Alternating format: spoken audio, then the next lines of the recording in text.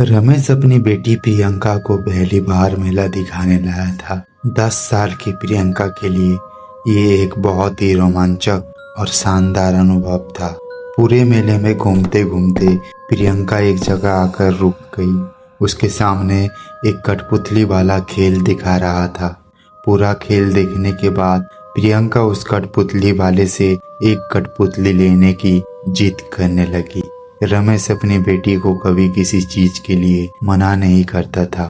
ऐसे में उसने भी कठपुतली वाले से उसे खरीदने की पेशकश की, मगर कठपुतली वाले ने कठपुतली देने से साफ इनकार कर दिया। थोड़े भाव ताव के बाद जब रमेश ने उस मामूली कठपुतली के लिए खूब सारे पैसे देने की बात की, तो उस कठपुतली वाले ने अपनी कठपुतली उसके हाथ थमा दी। कठपुतली थमाते वक्त उसने सिर्फ एक बात कही, कभी इस कठपुतली के साथ खेलना बंद मत करना। कठपुतली वाले की बात को अनसुना करके प्रियंका कठपुतली को अपने सीने से लगाकर घूमने लगी। उसी दिन रात को प्रियंका अपनी नई कठपुतली के साथ सो रही थी। रमेश रात में उसे गुड नाइट बोलने उसके कमरे में आया, तो उसने देखा कि वो कठपुतली टेबल के नीचे गिरी हुई थी। रमेश ने उस कठपुतली को उठाकर साइड टेबल में रख दिया, लेकिन वो जैसे ही कमरे से जाने लगा, उसे किसी लड़की के रोने की आवाज़ आई। वो कमरे में वापस गया तो उसे कुछ नहीं दिखा, पर जैसे ही उसकी नज़र उस कठपुतली पर गई तो उसके होश उड़ गए। उस कठपुतली की आंखों से खून टपक रहे थे। ये देख रमेश घबरा गया और उसी समय उस कठपुतली को घर के खिड़की के बाहर फेंक दिया। उस रात को वो प्रियंका के पास ही सो गया। अगले दिन प्रियंका की आवाज से रमेश की आंख खुली। उठते ही रमेश ने देखा कि प्रियंका फर्श पर बैठी हुई उस कठपुतली के साथ खेल रही है। रमेश ने तेजी से उठकर उस कठपुतली को प्रियंका के हाथ से छीन लिया। प्रियंका जोर जोर से रोने लगी। रमेश ने उसे पूछा, आखिर ये कठपुतली उसे कहाँ से मिली? तो प्रियंका ने बताया कि रात भर वो उस कठपुतली के साथ सोई थी और सुबह भी वो कठपुतली उसके बिस्तर पर थी। रमेश को यकीन नहीं हो रहा था कि आखिर वो कठपुतली वहाँ कैसे पहुँची। इस बार उसने अपनी कार ली और उस कठपुतली को शहर के बाहर फेंक आया। लेकिन वो जब घर वापस आया तो उसने देखा कि प्रियंका अभी भी उस कठपुतली के साथ खेल रही है। रमेश के होश उड़ चुके थे। उसे कुछ समझ नहीं आ रहा था कि ये सब हो क्या रहा है।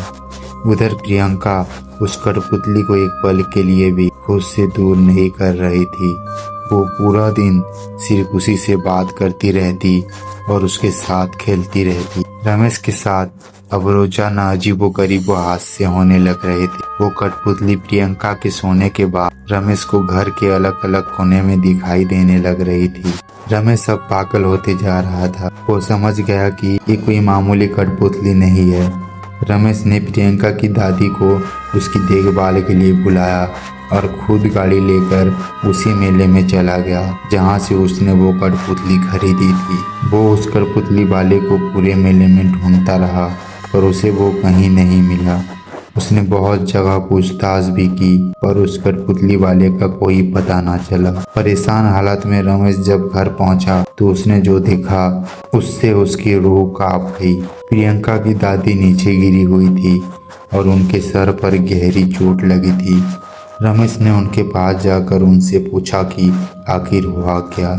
तो प्रियंका की दादी ने लड़खड़ाती हालत में सिर्फ एक चीज कही, प्रियंका से वो कठपुतली वापस ले लो।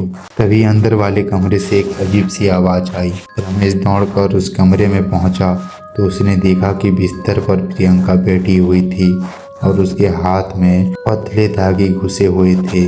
बिल्कुल ऐसे ही लग रहे थे जैसे कठपुतली के होते हैं।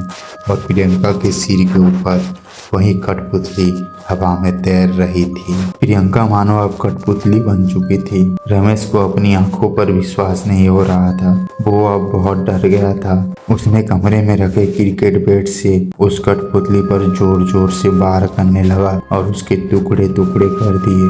तभी प्रियंका उसी समय बेहोश हो गई। प्रियंका के हाथों में घाव थे जिनमें से खून बह रहा था। रमेश तुरंत प्रियंका और उसकी दादी को अस्पताल ले गया। दादी को तो अगले ही दिन होश आ गया, पर प्रियंका 3 दिन तक आईसीयू में रही। किसी को भी प्रियंका से मिलने नहीं दिया गया। 3 दिन बाद जब उसे होश आया तो रमेश उसे मिलने उसके हॉस्पिटल रूम में गया, तो उसने जो देखा उसका दिल उसके शरीर से बाहर आ गया। प्रियंका अपनी बेड पर तो लेटी हुई थी, मगर उसके सीने पर वही कठपुतली थी।